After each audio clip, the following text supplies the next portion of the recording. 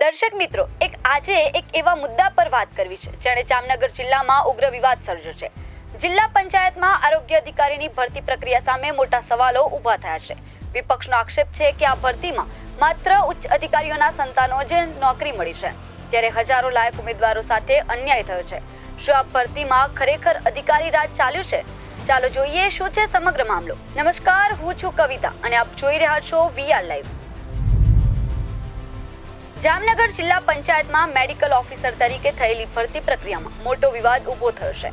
વિપક્ષી નેતાએ એવા આક્ષેપ કર્યા છે કે જિલ્લા પંચાયતના જ ઉચ્ચ અધિકારીઓ જેમ કે આરોગ્ય અધિકારી, DDO અને કલેક્ટરના પુત્ર પુત્રીઓને ભરતીમાં ડોક્ટર તરીકે ઓર્ડર આપવામાં આવે છે.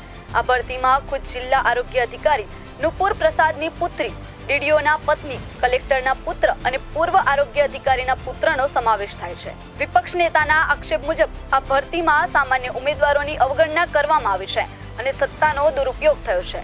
આ મામલો જિલ્લા પંચાયતની સામાન્ય સભામાં વિપક્ષી નેતા JP મારવિયા દ્વારા ઉઠાવાયો હતો.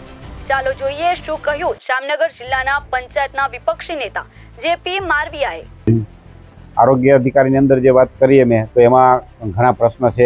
તો મને એ મારે જાણવા પણ મળ્યું છે કે આજના સમયની અંદર કે જે સરકાર ભરતી કરે છે, તો ભરતીમાં ક્યાંય જે એજન્સી છે, એજન્સી નક્કી કરી અને તેની અંદર ફોર્મ ભરી નક્કી કરવામાં આવે છે, પરંતુ અત્યારે એવો કોઈ સમય નહોતો. અને જેમાં આપણા જિલ્લા આરોગ્ય અધિકારી છે નુપુર મેડમ, તેમના દીકરી છે, તેનો પણ ઓર્ડર મળી ગયો છે. ઉપરાંત સાથે સાથે આપણા DDO સાહેબ છે, તેમના વાઇફ, તેમનો પણ ઓર્ડર મળી ગયો છે. એ રીતે આપણા કલેક્ટર સાહેબ, તેમનો પણ દીકરો છે, તેમનો પણ ઓર્ડર મળી ગયો છે. અને પૂર્વ અધિકારી જે આપણા ભાયા સાહેબ હતા, તેમનો પણ એક સન છે. તો આ લોકોની જે તે આરોગ્ય અધિકારીની જે તે ડિપાર્ટમેન્ટમાં કેવી રીતે ઓર્ડર આવ્યો તે બાબતની મેં માહિતી માગી છે કે ખરેખર શું છે, સાચું છે કે મને એવી શંકા ઊભી થઈ છે, ક્યાંક જાણ પણ મળી છે. તો ખરેખર આ બાબતની મેં એક અરજી કરીને તપાસ માગી. જો કે આ આક્ષેપો બાદ જિલ્લા આરોગ્ય અધિકારી નુપુર પ્રસાદે સ્પષ્ટતા કરતા જણાવ્યું છે કે કલેક્ટરના પુત્રનો ઓર્ડર રાજ્ય સ્તરેથી આવ્યો છે, જ્યારે મારી પુત્રી સહિતની અન્ય ભરતી પ્રક્રિયા નિયમ મુજબ અને સંપૂર્ણ પારદર્શિતાથી થઈ છે. આ ભરતી પ્રક્રિયામાં કોઈ પણ પ્રકારનો ભ્રષ્ટાચાર કે ગેરરીતિ થઈ નથી. ત્યારે આવો જોઈએ જામનગર જિલ્લા પંચાયતના જિલ્લા આરોગ્ય અધિકારી નુપુર પ્રસાદનું નિવેદન. ઓકે, હું જામનગર જિલ્લા પંચાયત જિલ્લા આરોગ્ય અધિકારી ડૉક્ટર નુપુર. આપની 2જી તારીખે જે જિલ્લા પંચાયતની સામાન્ય સભામાં જે આક્ષેપો આપને વિરોધ પક્ષ દ્વારા કરવામાં આવેલ હતી, એમાં આપણા જિલ્લાના માન્ય કલેક્ટર શ્રીના બેબી, જે હાલે આપણે જિલ્લામાં ફલ્લા PSCમાં બોન્ડેડ એમઓ તરીકે ફરજ બજાવે છે, અને આદેશ આપણે સ્ટેટમાં ગાંધીનગરમાંથી સીટો કચેરીમાંથી થાય છે.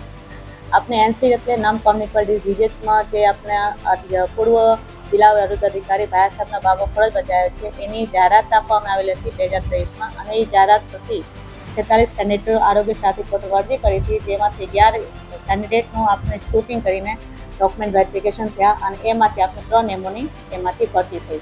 ત્રીજોથી આપણે DDO સાહેબની વાઇફની વાત કરીએ તો એમને અર્બન હેલ્થ સેન્ટર એટલે સિક્કા માટે આપણે જાહેરાત એક પોસ્ટ માટે આપી હતી, જેમાં અંદાજે 2000 જેવી અરજીઓ આવેલી હતી, જેને document verification plus experience certificate અને પાછળથી ઇન્ટરવ્યૂ પણ ત્રણે સાથે સ્ક્રુટિંગ કર્યા હતા. અને એક પોસ્ટ માટે સાહેબની વાઇફનું સિલેક્શન થયું હતું. એમનો ઓર્ડર આપણે 14/8 થઈ હતી અને જાહેરાત હતી 11/6/25નો.